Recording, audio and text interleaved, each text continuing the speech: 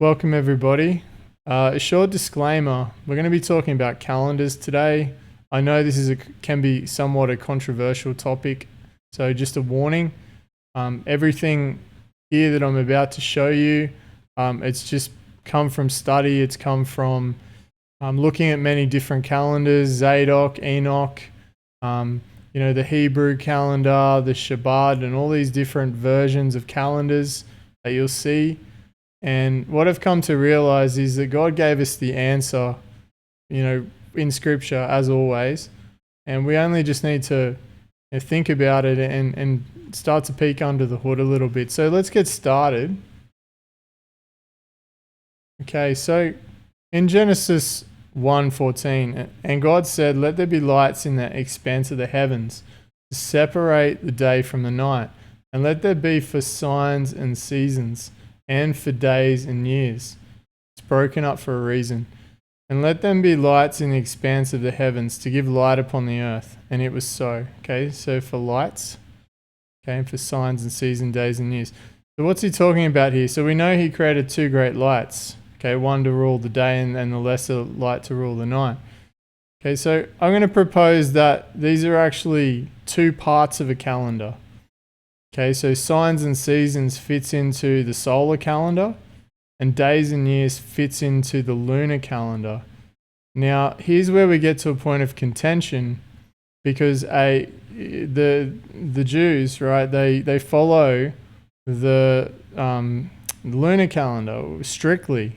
Okay, they don't follow the solar calendar. Now, what's the difference? Well, we actually need the information from both to completely understand it.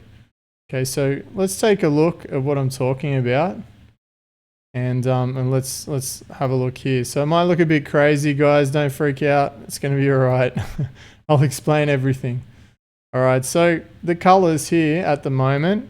Well, let me start with this. So the top calendar part of the calendar here is the solar year. Okay, so it's actually just fully following the sun. And now, as we see down here, this is for signs and seasons. Okay, so following the sun is for signs and seasons. Now, what do I mean by seasons? Well, we have these turning points. Now, there are a couple of eclipses here. Don't let them get in the way. Look at the colored ones. Okay, we go from blue here to green. Okay, this is called the spring equinox. Okay, this happens either on the 21st or the 20th of March each year. And I believe it's a reckoning day. It's a day, all right, where it's a cutoff point for the start of the year. Okay, the start of God's year always starts in the first month. It doesn't start in January. That's a Gregorian calendar. Okay, it starts in usually around like this period of March here. Okay, so we're going to see sometimes though the equinox will shift a little bit, or we're going to see sometimes that these dates will move around a little bit. So, but ultimately, if we go to, let's just go to timeanddate.com, and let's have a look at, if we go to seasons and we put in Jerusalem. Okay, and if we go to, I found this data is actually quite accurate, timeanddate.com. It's been quite good. So if we have a look, we'll see a common equinox date here for spring. March 20, March 21, March 20, March 21, and so forth. Okay, we're going to see that happen. Okay, notice how it's not at the start of here. It's not up here, is it? No, because this is a Gregorian calendar. This solar calendar follows the Gregorian calendar. So we have 12 months of the year, and it's laid out just as you would expect, starting in January and ending in the 31st of December. Okay, but what's different about this that we understand, okay, is that what's different about this that we understand is that, see how I've got all the seasons mapped out? Okay, so these points here, these actual points here, and I don't have a diagram to show you, but just understand that it's basically where the sun moves around. Okay, because the sun circuits the earth, and when the sun gets to a line, imagine you've got a crosshairs. Okay, when the sun gets, here's a crosshair here. when the sun gets to here, it's in this season. When it gets to here, it's in this season. When it gets to here, it's in this season, and so forth. Okay, and it spirals around. But it does this kind of like figure 8 kind of shape as well. So it's not just a clean, neat spiral. It's a little bit, you have to have a look at it in some images. But basically, there are two main parts called equinoxes of the year. Interestingly enough, okay, they both coincide with the two major feasts of the year. So Passover, okay, and then also the Feast of Tabernacles that we see. So Feast of Booths, whatever you want to refer to it as. And I've got the feasts on the side here. So we're going to go through those in a little bit. Okay, so basically there are roughly 91 to 94 days, 90 to 94 days between these seasons. It's pretty common. And as this calendar kind of moves year to year, depending if it's a leap year, depending on all sorts of things. But ultimately, the way we've been able to come to some solid dates is because of what's called the tetrads. Okay, now God has given us these amazing things called the tetrads.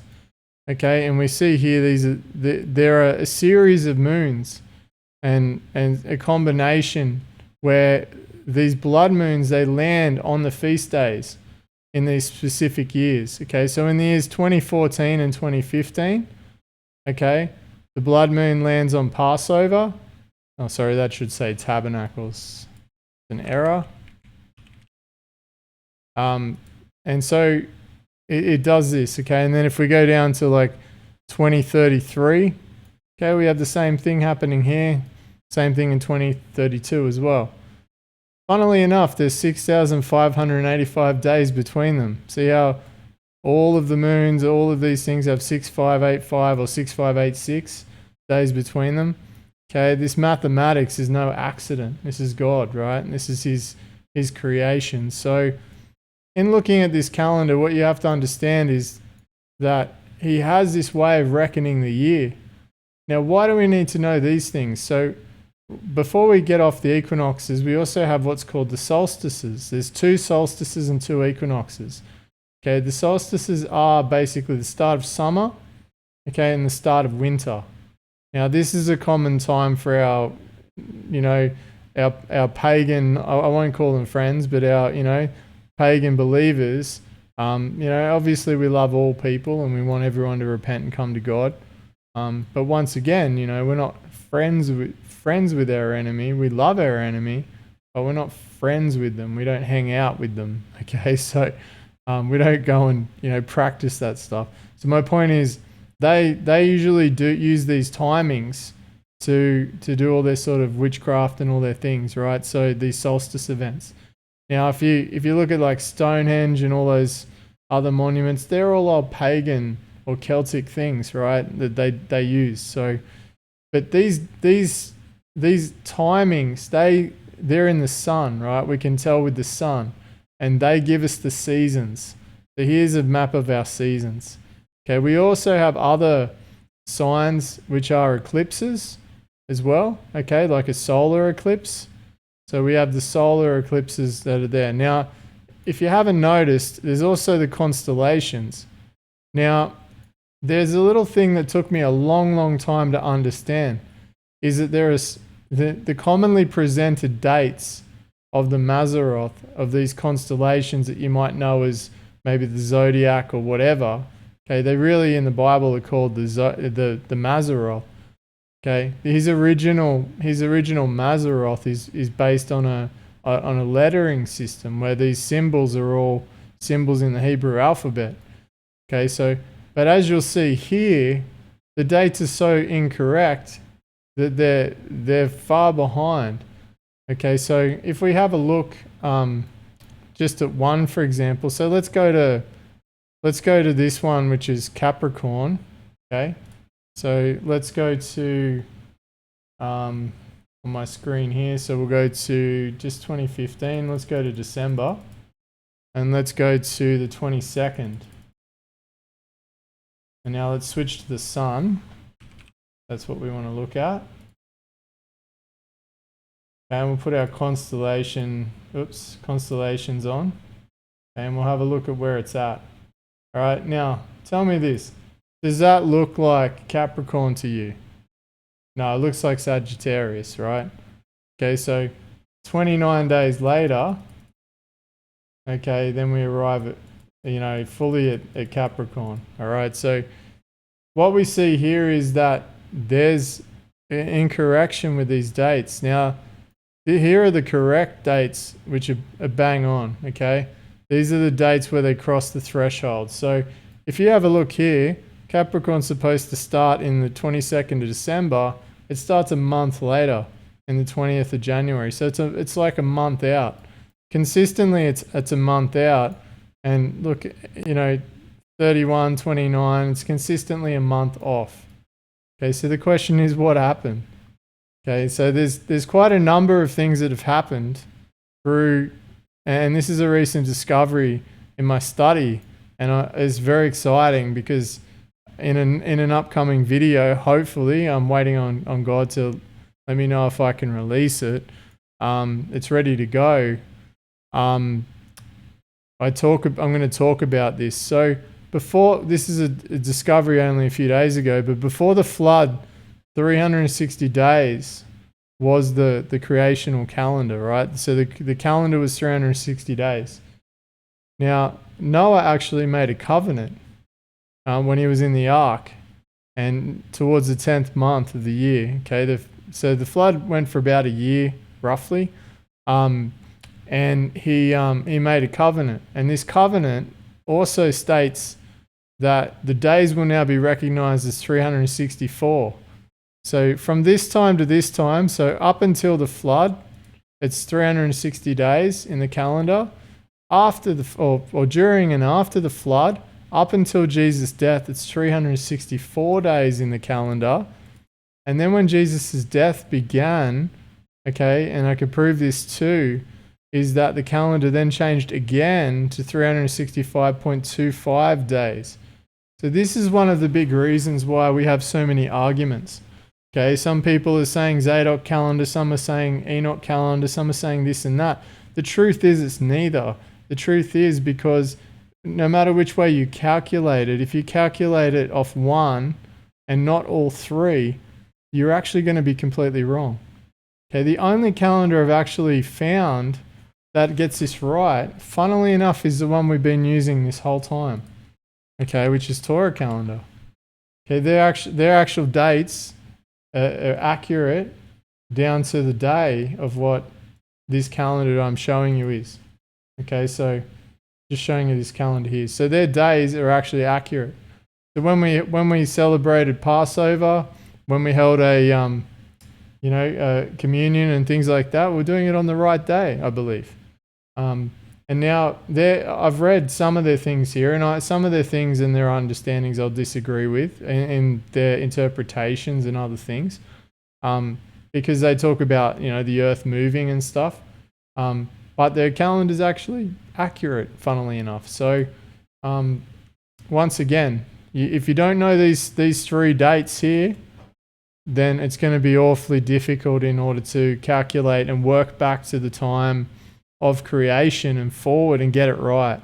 Okay, so there is a method, and this is the video that I'm waiting on, is that, the Holy Spirit led me to uncover the Jubilee years and made a very interesting discovery there, not on my own, but from the Holy Spirit. And I was just literally grinding for like 12 hours yesterday, and I came across it. I felt like by accident, but it wasn't by accident, because everything just started unlocking after that. So the Jubilee year holds the key to navigating these three calendars, okay, and it's the key. So I can't wait to share that. It's going to be a very controversial video. It's going to probably upset many people. But once again, I'm not worried about that. I'm worried about just helping others to understand the calendar and the fact that we're given everything we need, but we only need to look at it, with with patience and start to study it to understand it. So basically, we end up with these 3 times in history. Now there are other times too, which I'm still working on. Okay, there are times where time changed a little bit. Okay, in Joshua, the sun stands still for a day, stayed midday all day long. This is a hidden one, but Job curses the day he was born, and he says, let the day perish wherein I was born, and the night in which I said, there is a man-child conceived. Let that day be darkness. Let not God regard it from above, neither the light shine upon it. Okay, and it actually in other translations says remove it from the calendar, or remove it. Completely remove it. It's -1 day. We've got Hezekiah in the sundial, where his life is extended for 15 years. And that adds up to 20 minutes per 12-hour period of time. I had to do some freaky math to try and get this one kind of worked out over a long period of time. It's very difficult. It seems simple. It's quite difficult. If you want to look at that one, it's a good one. Okay, so yeah, there are times where the calendar's changed through history. Okay, so if we went back on Stellarium and looked at, AD 33 when I believe Jesus died, you'll have a look in the moon, for example. At that point, right, the moon is actually happening. The full moon is happening when it shouldn't be. There's an eclipse in the middle of the month. It shouldn't happen. Okay, if we have a look here, this is the pattern we have now. The full moon happens on the 14th day to the 15th day. Like, this is a full moon. Okay, but in the time of Jesus' death, we see the full moons happening at the start, and there's the eclipse in the middle. So everything's shifted. But what seems to be correct are these signs. Okay, these signs in Jesus' time appear to be accurate. So something's changed, and time has changed a little bit. And we see that consistently. But God's created a system in order for us to keep up. But we need to look at the moons. We need to look at what He's giving us to understand. So let's dive in a little bit now. Okay, so we've established that the zodiac, there's a wrong one, or the Mazzaroth, there's a wrong one. Okay, there's one that's completely off massively by a month, and then there's a right one that crosses the lines perfectly. Now, let's have a look at just a couple of dates here. So the perfect one, if I go to 20th of January, okay, you see where the sun here crosses this line perfectly and enters into there. Okay, it exits on the 15th of February. Sorry about my voice, by the way. I'm getting over being sick, so my voice is kind of breaky. Okay, and see how it crosses over that point and then perfectly sets itself up to enter the next one. Okay, so and then so forth. So 16th is bang on.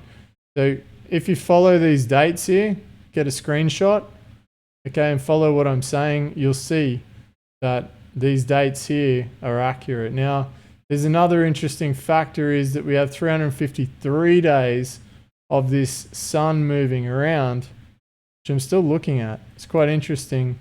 And 355 on the inaccurate days. But once again, I think this might just be a slight error or something going on here. So, but these days, if you actually look at them, they cross the points they should. So time has definitely changed at some point, and I believe it was at the time of Jesus, his death, or roundabout there. I'm going to dig into that some more. So we have our signs, our seasons. Okay, now a little thing that we can do is we can go from one equinox, okay, so spring equinox to the next year, and we get our 365 days, funnily enough. Okay, so it's a reckoning, it's a way to calculate between the years. So if we calculate between that, another good thing to know, this is really important, is that if you want to get to Feast of Tabernacles from Passover, it's 177 days. So if you count 177 days, you're going to get from, if you have a blood moon fall on there, and we're going to go into the moons in a minute, by just showing you like that, to get down to that season, it's 177 days. So let's take a look at the moons. This is the lunar calendar. It looks crazy. Why? Because this is the one we use for days. Okay, you might notice up here, I don't really care about the days so much. It's about the equinoxes. Now, why do we need that? The equinoxes and the solstices? Because we need to know when to start the lunar calendar. Okay, we need to reckon it at the start with an equinox. Okay, and then we have what's called a new moon. There's a lot of contention about what a new moon is. So many people have said, and let's go to this particular one. So let's go to 2015. Let's go to the 21st of March. And sorry, let me just go up 21st and go to moon. I'll show you how this works. Okay, so we see our moon is dark, but there's a little slither. Okay, so if we go back to our calendar over here, oh, actually, let me change this. What we do is change this to 6 p.m. Okay, so why 6 p.m.? Because that's the actual time that the Hebrew day begins. Okay, or it's in God's lunar calendar, that's when the day begins. Okay, or for all the feast days, for everything, it begins at 6 p.m. And now notice how that slither is now much bigger. Okay, so we've got that.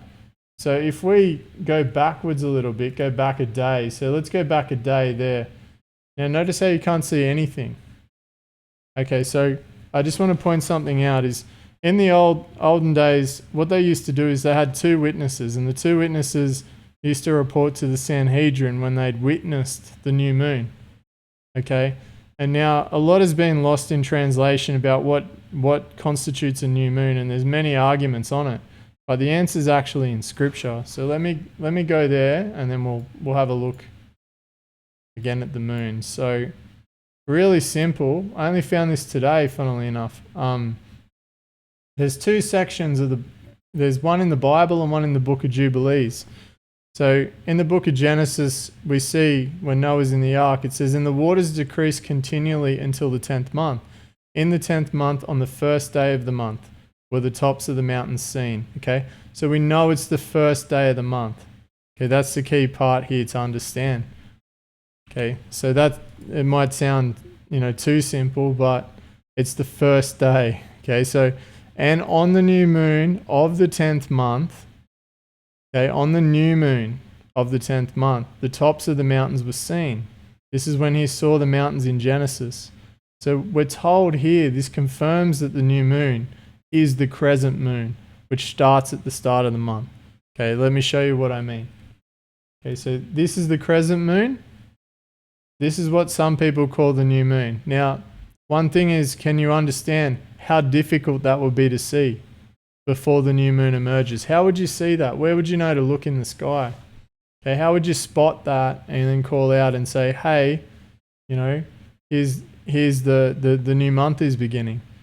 Okay, so, and you'll notice that there's a period of time that it elapses. So that's the old moon, okay, and it's waning, and then it's still waning there. That's the starting point of the new moon. Okay, that's when the new moon goes into eclipse. Okay, so if we have a look at the end of our calendar here, we'll see that we get an eclipse, depending on the month, and I'm going to go through this, but we basically get like an eclipse first. Okay, and now I've broken this calendar up into days and nights to make it easier because it gets awfully confusing. Okay, so this is the start of the day is in the nighttime at 6 p.m. and here's the other 12 hours in the daytime. Okay, I've just put the sun icon here because this is one day. Then the next day, okay, in this month, we see the eclipse lasts kind of 2 days. Okay, it just goes for a little bit longer. So when you see this on the screen here, you'll see in this particular month, okay, we see that that's more or less an eclipse. All right, you've just got a slither of the waning moon, and then you've got a fully eclipsed day, which would be the eclipse, and then you have the first viewed crescent moon, or the first visible crescent moon. Now, the first visible crescent moon is this one, the first day of the month.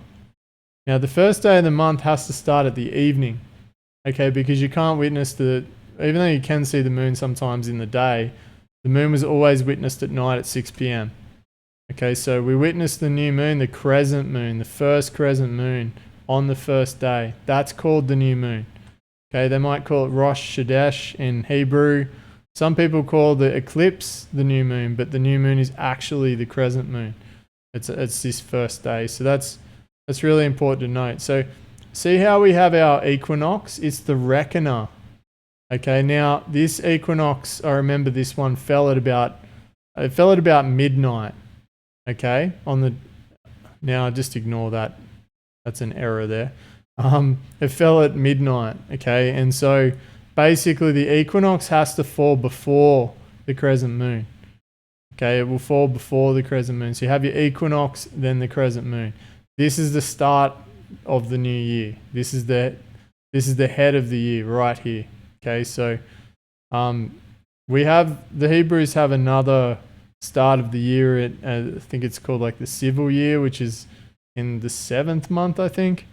But just don't worry about that. Just worry about this. So here we see a screenshot of the first crescent visible. Okay, what did they do on this day? They blew a trumpet. Okay, they blew a trumpet. So this is a day of trumpets. Okay, it was a day of trumpets. So every time there was a new moon, there was a trumpet. Okay, so if you think like the trumpet sounds in the Bible, you've got like the Day of Atonement where the trumpet sounds. Before the Feast of Trumpets, you've got obviously the new moon, which they celebrate. And also I read today it was the change of season. Okay, at the change of season, there's a trumpet as well. So there's a lot of trumpets going on. Okay, so as we proceed to the calendar, now we have a look, and interestingly enough, it's not like what you would think, where you would just assume that every month is 30 days. No, it's not. Some months are 30 days, some are 29. Okay, originally in the 360 day calendar, every month was 30 years.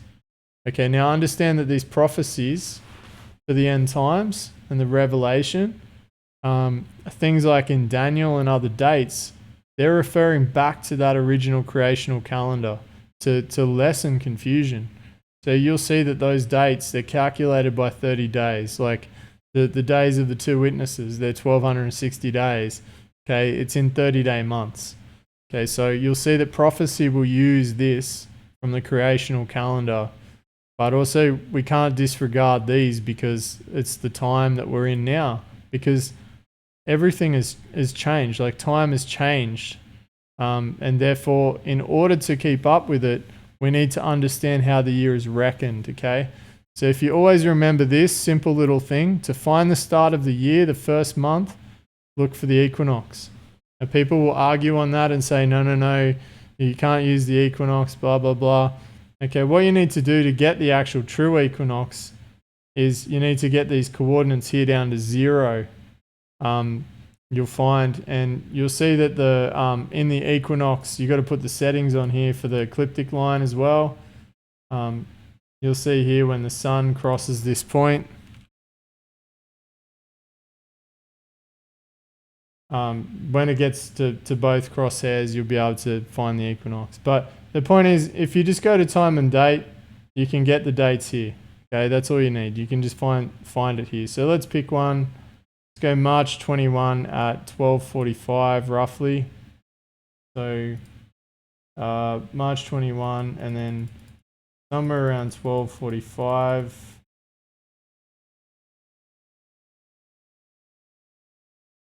Somewhere about, yeah, it's pretty close. Somewhere about there, you'll find it. But anyway, that's neither here nor there. You can just get that data and put your own calendar together if you need to. So then once again, we change our seasons using reckoning with these actual moments. So we need the sun to help us on this calendar. This is a lunar solar calendar.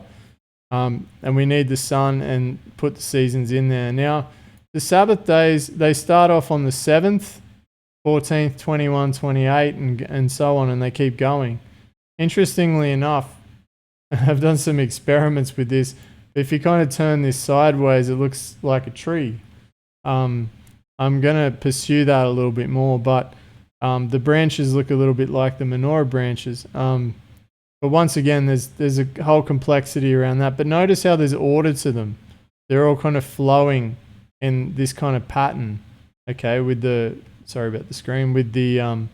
Sabbath days. So there's order to them as well. So we also see that we have Passover on the blood moon. Now, interestingly enough, this was at about the time Jesus died, 3:05 in the afternoon, this blood moon in 2015. Okay, so this is when the Passover lamb sacrificed. And what it does, it gives us the entry point to putting in our feast days, and which we can get from the Bible. So we have the full moons here as well. Okay, and if you notice, there's a bit of a zigzag pattern going on here with the full moons. Okay, and they resume their zigzag pattern and they continue down here as well. Now these full moons, they will generally fall on the 15th or the 14th of the month. Okay, it really just depends. But it's pretty consistent. So you'll see that, there is a bit of a zigzag over here, for example, and other things as well. So there could be an error in my calendar. Could just be, I don't think it is because I've checked everything here. Could be something else going on, but the point is the full moons will generally fall in the middle of the month. Okay, so some other points here, just to note. Okay, so annual time between seasons. Okay, spring to summer, 92 days. Summer to fall, 93 days. Fall to winter, 89 days. Winter to spring, 88 days. Okay, so that gives us 365 days, 7 hours, 45 minutes, and 0 seconds. So we also have some differences here between the lunar calendar that the Hebrews use and the solar calendar. Now we're combining them here. But there's 354 days roughly in a common year in the Hebrew calendar. That's a difference of 11 hours, 7 days, 45 minutes, and 0 seconds. So my point is, if you're trying to reckon time using the sun, you're going to be off all the time. Like, you're going to be completely messed up. Okay, so that's a challenge. What we see, count between full moons to determine the length of the month. So if you count between the full moons, okay, you'll actually get the length of the month. If you count those days, the timing between those days, you'll understand the actual length of the month down here, whether it's a 29-day month or a 30-day month. Okay. Originally, I thought there were 31 days, like in the Enoch format, but no, I don't believe so. I believe that during that 354-day calendar, there were some things that have happened there, but I believe that was only for a period of time up until Jesus' death, and then it's no longer valid. So that's personally just my understanding from studying this calendar. So, once again, I said this would be controversial and might upset some people. But once again, it's, time has changed. And if you dig into it, you'll see. So we end up with about 50 Sabbaths per year in a 354-day year, for example. I put here, it only makes sense that the new moon is the visible crescent moon. We are to observe the moon, and if it is eclipsed, you cannot find it. Pretty simple. There are 177 days between Passover and the Feast of Booths, Tabernacles. The calendar demonstrates that Torah calendar is accurate to the day. Okay, so once again, the data that they're getting, it might be, from a public domain source, but understand this, that all these blood moons and all these other things where they've fallen, just about every source you can find, including visual pictures, all validate that these were the dates that they fell in accordance to our understanding of time.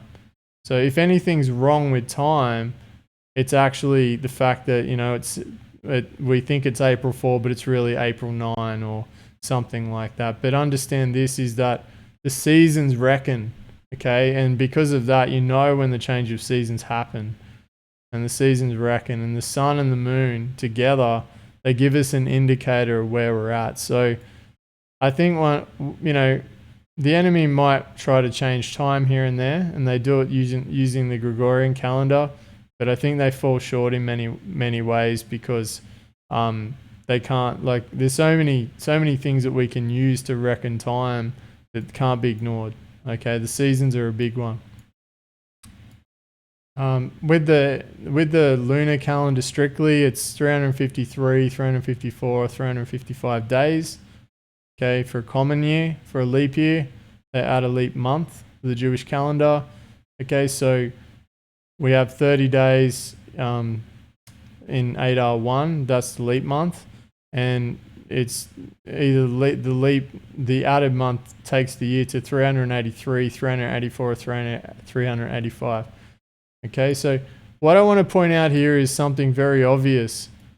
When God created the moon and the sun, okay, if you can see, he catered for, okay, these calendars. He catered for, very much so, like he had his own creation calendar. He created for his chosen people. They would follow this calendar. They knew this calendar.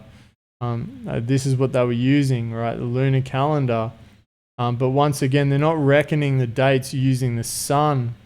Okay, they're reckoning the dates using other methods, or they're using calculations which slide. So this calendar here doesn't use, it's not going to use leap years and all those things. You will have to add it to this portion, but my point is it's always going to be reckoned and governed by the spring equinox. It's not going to rely on counting days. It's going to rely on the seasons changing, okay, which I believe is the true calendar of God. So God's given us everything here that we need. We have our feast days. So we have Passover. These are the 7 main feasts. Unleavened bread, first fruits. Feast of Weeks, which is Pentecost, or known as Pentecost. Feast of Trumpets, Day of Atonement, and Feast of Booths. So what we see here is the Roman Christianity uses purely a solar calendar. Islam, or the Jews, use purely a lunar calendar. The Creator's calendar is not lunar or solar, but Lunar+Solar. Okay, so we must use the sun to reckon the seasons, which gives us the first part of the starting part of the month. Then we must use the moon to find that crescent moon and that new moon. Once we find that crescent moon and we place it where it needs to be at the start of the month, okay, then we can count. Now, based on what the moon does, sometimes we get to the end of the month and it'll go dark and will stay dark for longer. Okay, so in a 30-day month, we see here the moon's still waxing, okay, for that extra day. So it's pre-programmed into the moon what to do, okay, that gives us that extra day.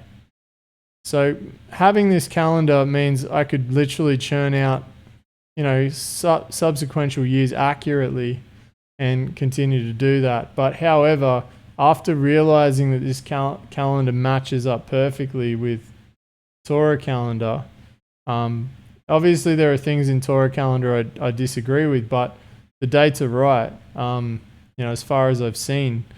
And so, obviously it's easier to use something that has a database of like thousands of years rather than try and make thousands of copies of this. If you haven't noticed, like, I've had to manually type everything in here. It's been very tedious, and I've built this thing like so many variants over the last year, like in all these different variants, trying to understand the timings between the moons and all the different things. Okay, and it comes down to, it's really, really simple. So one thing I want to talk about now is the tetrads, and just I only want to touch on them because I will cover this if this video is coming out. So tetrads are really important. So what is a tetrad? Okay, it's basically a group of moons, or a group of moons that relate to the feast days. Now, what happens is this happens in what's called a Saros cycle, and the Saros cycle happens every 18 years. okay, give or take. Now, this Saros cycle is a period of time that ensures how we can predict when the next series of moons may happen. Some key things to note, though, that there were some important times when these tetrads occurred. So in 1948, Israel became a nation. Okay, and just after that, in 1949, we had these blood moon tetrads landing on all the feast days, okay, for the 2 years. There are other events that happen here too. Okay, we had the same in 2014. We had a war in Gaza, and we also had the invasion of the Ukraine. So we had those events as well. Okay, we also have these tetrads in 2014, 2015, and the next group of tetrads after that is 2032 and 2033. Okay, so what I believe is that these are likely the last remaining tetrads of everything, right? Of the earth, of everything. Personally, that's I'm not here to set dates, but what I'm saying is that any other variant of this doesn't seem to add up. Now, interestingly enough, these tetrads actually marry up to the Jubilee count back from the date of creation, and I won't go into that now, but it's important to understand that there's a lot going on here, and this is not an accident. This is not some fudged accident of just, random numbers. This is like absolute accuracy, not on my part, but on God's part, right? Is the way He's created all of this and put this together, because all of these things are to help us to understand and find the next Passover, to find the next feast day. Okay, we are without excuse with these tetrads because He gives us the exact days of His events, all right, of His Passover and the Feast of Tabernacles. Okay, so we're without excuse to just to have just a communion, or just to consider Passover on Passover. What does the world do on Passover? Well, they celebrate Easter around it. Okay, they celebrate the god of Ishtar, right? The goddess of Ishtar, and they celebrate fertility rituals with eating chocolate eggs and other things. Okay, do they get their wine and their bread, or their grape juice and their bread, and do what God said, and remember Him until He comes, and I understand that was for the Jewish people, but my point is that even on that day, we can take some time out of our busy day and just say, hey Lord, thanks for what you did for us, because that was the day He died. You understand? So He gives us that date. I think we're without excuse because it's all written in the moons. So once again, the Bible says, we must not hold anyone, to some people will choose to celebrate the Sabbath day and some people won't. I'm not pushing that you have to. I'm just saying, we can't say that we didn't know, because He's given us everything, and we only need to search it out, and it's all there. It's all in the heavens. And that's the wonderful thing about it, is that, He's made it very clear. So I think that, this video is just a primer, like an intro, just to understand these key parts of the calendar, and how really it's quite simple. It really is simple. It was such a frustrating experience to understand it, but it really is so simple. And the key parts are these things here, I believe.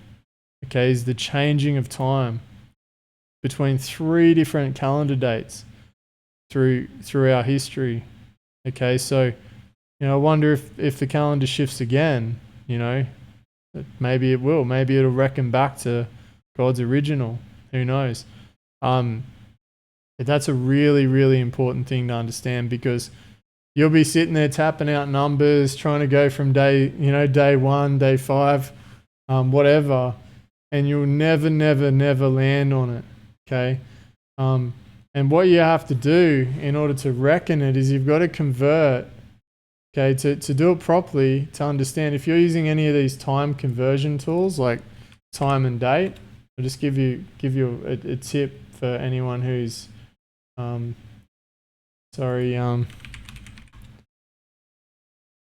right? If you're using this, it's immediately the calculation in the background is going to use 365.25 days. Okay, so if you're going back to like 0030, if you're going back to like, Jesus' time of death or anywhere like that, you're literally going to be off. So what you have to do is convert them to days. All right, you have to convert them actually to days. And so when you do that, if you convert the years to days using the algorithm, right? So if you do like, I don't know, like let's do like 2,000 years times 365.25.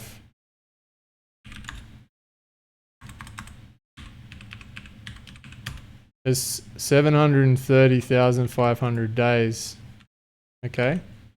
All right. So just out of curiosity, if we put this in and we go from the day, I personally, just my own opinion, doesn't matter, but the day I believe that Jesus died on, okay, which is 033, okay, and we add these days in, to get rid of the punctuation, calculate that, okay, we get to April 14, 2033. Now, funnily enough, just complete by accident, okay, what is that date? Oh, it's the last Passover before the end of the tetrad. Interestingly enough, okay, the next tetrads are like, years and years and years away, like a long time away, like too far away, the world would self-combust. Okay, so my point is, like, you can add, it depends on, like this calculation here, it depends on what you're looking at, how far back you're going. But you could put 2,000 years in here and you might get the same date. No, see, it's wrong. April 1. Okay, so you're going to get so going back even just to AD 33, you're going to get the wrong date. Okay, unless you know how to calculate or know that you need to turn these years into days, you're never going to calculate right. It doesn't matter what you do, you'll be completely and utterly, and I know because I spent the last year doing it. I spent the last year searching and searching and searching and trying to understand, and it's just a nightmare. Like you're scratching your head, you're just pulling your hair out trying to understand why these dates aren't adding up. And then this was one of the keys to unlocking some of these things, was converting. Okay, and you have to do the same in Noah's day up until Jesus' death and so forth. So I hope this has been informative. I don't want to come across as being like prideful or being like, hey, I have this information or whatever. That's not my intent here. My intent here is just to openly share what I've learned in this time. But I understand, like, this is a minefield, all right, the calendar system. Some people will follow the Zadok calendar, other calendars, things like that. But ultimately, God gave us the sun and the moon for signs and seasons and for times and days and years. Why won't we use them? Why will we go back to trying to stitch together scripture in order to make something, to form something based upon, old information from Jewish doctrine and other things, okay? When everything there is there. Like, he made it so that we could go out and look at the moon and we could see. Once you get familiar with this, you start to realize these roughly 30 cycles of the moon. You go out there and I look and I go, oh yeah, it's about this time of the month now. And I'm starting to learn these a little bit better just through studying this calendar. He made it so you can go out and look, right? And you can go out and see, and you can understand where you are. If you're never without a computer or without a phone or without anything, if you're without those things, you can go and reckon the time. Okay, and if you're like lost in the woods and you got food and stuff, okay, just wait for the new moon. Okay, wait for the old moon to eclipse, and then wait for the new moon and wait for that little crescent moon, and you'll know it's the first day of the month. All right, you'll know, and then you'll be able to then count and get an estimate of the time. Once again, you'll be able to tell with the season change as well. Right, you'll just be able to tell through that, and just the sun and its intensity and other things. So yeah, so the point is, I hope this helps someone, because I know it's a controversial topic. Based on this calendar, based on my own study, I recommend TorahCalendar.com as actually a calendar that will get you to the date. Once again, there might be some things in there that I can't obviously recommend, but it'll get you to the date, right? It'll get you where you need to be in order to reckon time. But once again, you need to do your own research, and just start with the equinox, put it in there, and just start building a calendar if you're if that's your interest. Now it will give you an understanding of the times that we're in. And one thing that I'm going to share in my next video is that and I've spent a lot of time looking at these tetrads, okay? I've spent a ridiculous amount of time, is that these tetrads are important. They're super important. Everybody thought the tetrad in 2014, 2015 was it. Okay, many people were so convinced that that was the time he was coming. But I will say that the big giveaway is some of these dates are starting to really match up for many things, and the key lies in the Jubilee. So I hope I can share that with you. I know, look, God gave me a series of dreams because I was spending so much time in this, and I didn't know what the dreams meant.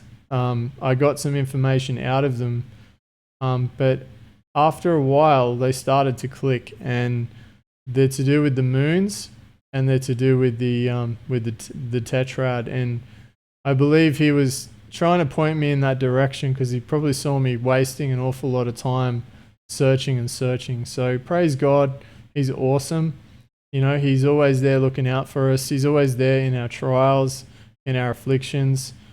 Been through one hell of a time lately. I mean, it's probably I'm probably in my most difficult time I've been in now, but he's just given me so much peace and strength and other things, and he's amazing. So he's just always giving us little bits and pieces, just to keep us going.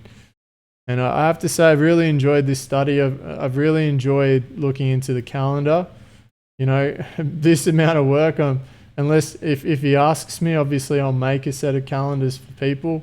But I don't know whether I think the point was to make one perfect year calendar, which is based on the 2015 year, which was the start of it, or the second year of the tetrads, and which everything is lined up so that I could understand.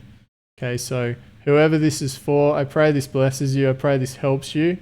I pray this saves you hundreds and hundreds and hundreds of hours that I've wasted personally coming to the understanding of how simple this really is. And may you find those dates for the feast days. May you find them and know them when they're coming. If you choose to, if you choose to participate in them, or if you choose to just even acknowledge them.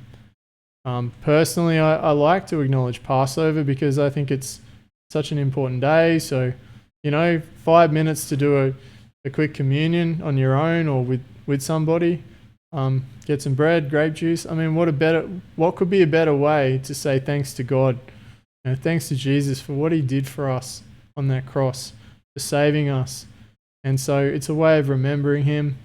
And once again, many people will choose not to. That's fine. Like it's up to you, right? It's up to you and your walk and with God. I'm not trying to nudge you into anything. But my point is that, if you know the days and the days that are coming, then it helps to keep your eyes on him and things of him, rather than all the the Donald Trumps of the world and all this nonsense going on. All right, by the way, fake as. That's all I'm going to say. Absolutely fake as. So if you can't see that, pray for God to give you eyes to see. If you can't see that is just a complete and utter distraction from God, that's what it's all about. It's a distraction to take us away from him. All right, to focus on this guy, money, and idolatry and all those things rather than Jesus. So don't buy into it, guys. Be safe. And I hope this blesses you. And God bless. I really look forward to the next video, but I have to pray on it. I have to wait, unfortunately. So we'll wait and see what comes of that. But if he says go, I'll go, and I'll put it out, because it is very, very, very controversial. It will rattle many people, and that's just, maybe it won't. Maybe the people that come to this channel will probably be pretty cool with it, but there might be some people that get really rattled by it, and it's not my intent to rattle people, but it's my intent just to show what I've discovered, and hopefully that leads others into finding other things, or because we're in this to work together, all right? We're in this to work as in unity with each other, with the body. So one person gets a little puzzle piece, next person gets a little puzzle piece. We're to work together, and that's the key. So sharing is a good thing. So God bless, and Maranatha.